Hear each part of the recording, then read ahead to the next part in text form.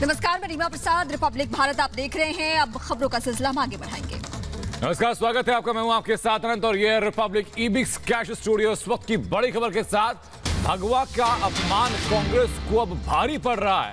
पंकज पुनिया ने जो ट्वीट किया था, वो ट्वीट की भाषा भी ऐसी कि आपको हम दिखा नहीं सकते, वो बोलकर बता नहीं सकते, ऐसे शब्दों का इस्तेमाल किया गया था। और अब कानूनी कार्रवाई हो रही है पंकज पुनिया के ऊपर।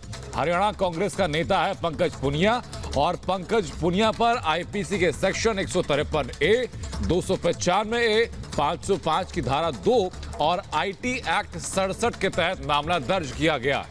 तो पंकज पुनिया के खिलाफ लखनऊ के साइबर सेल में मामला दर्ज किया गया था। इसके साथ ही नोएडा सेक्टर 39 थाने में मामला दर्ज किया गया था।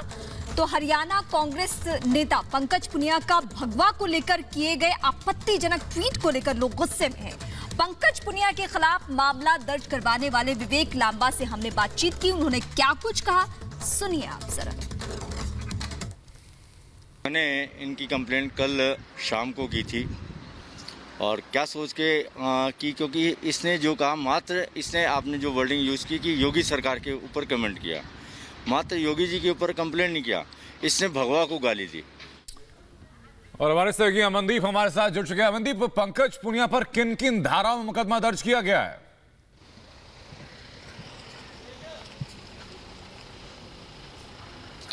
देखिए, पंकज पुनिया के खिलाफ जो है वो धारा 153A, 295A, 505 का सेक्शन 2 और 67 इंफॉर्मेशन टेक्नोलॉजी एक्ट लगाया गया था, क्योंकि पंकज पुनिया ने जिस तरीके का ट्वीट किया था उसको देखते हुए जो विवेक लांबा ने कंप्लेंट की, उसकी इंक्वायरी के बाद जो है उसकी मामला दर्ज कर लिया गया और तुरंत उसको गिरफ्तार भी कर लिया गया। और आज आपको बता दूं कि उसको करनाल की कोर्ट में पेश किया गया, जहां से 1 दिन के पुलिस रिमांड पर भेजा गया। हालांकि पंकज पुनिया पे कई जगह FIR है, लेकिन पहली गिरफ्तारी करनाल में हुई है। हमारे साथ वकील भी मौजूद हैं, एडवोकेट हैं, जो कंप्लेनेंट की तरफ से जिन्होंने केस कंटेस्ट किया है, इनसे बातचीत करेंगे। सर, आखिरकार आज कोर्ट की कार्रवाई क्या रही, कितने दिन का रिमांड है और पुलिस इस रिमांड में करेगी क्या?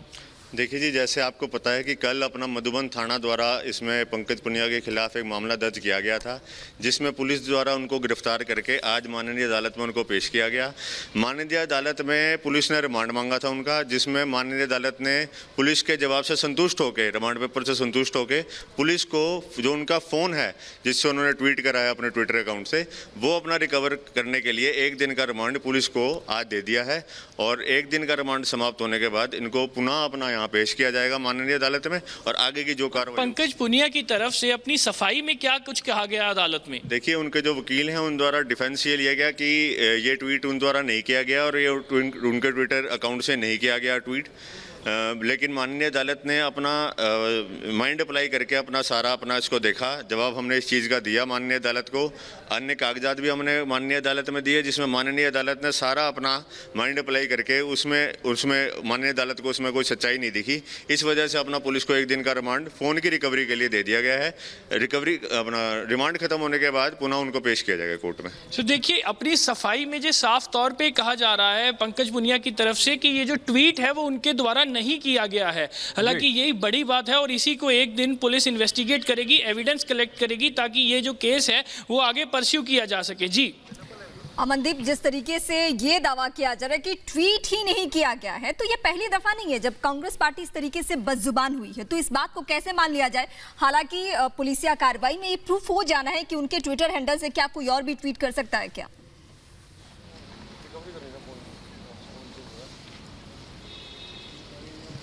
देखिए, अब ये पुलिस इन्वेस्टिगेट करेगी और एविडेंस ऑन रिकॉर्ड लेके आएगी। आखिरकार ट्विटर अकाउंट जो है वो फेक अकाउंट नहीं बन सकता है और उसके अलावा जो ट्विटर अकाउंट वेरीफाइड भी होता है उसकी बहुत सी चेकिंग भी होती है। सो इस तरह से कोई भी उठ के आपके ट्विटर अकाउंट से, किसी के भी ट्विटर अकाउंट से ऐसे ट्वीट नहीं कर सकता। और वह भी ऐसी शब्दावली यूज करना किसी के ट्विटर अकाउंट से। अगर पंकज पुनिया का ट्विटर अकाउंट कोई और यूज कर रहा था तो पंकज पुनिया ने आकर के क्यों नहीं साइबर सेल में कंप्लेंट की कि उसका ट्विटर अकाउंट कोई और यूज कर रहा है?